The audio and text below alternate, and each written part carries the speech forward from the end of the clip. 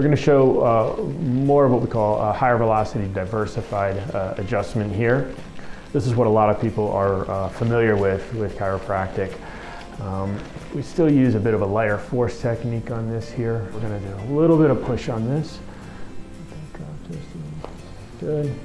And the same thing here on the left side. Do a little push. Got it. Good. That's it.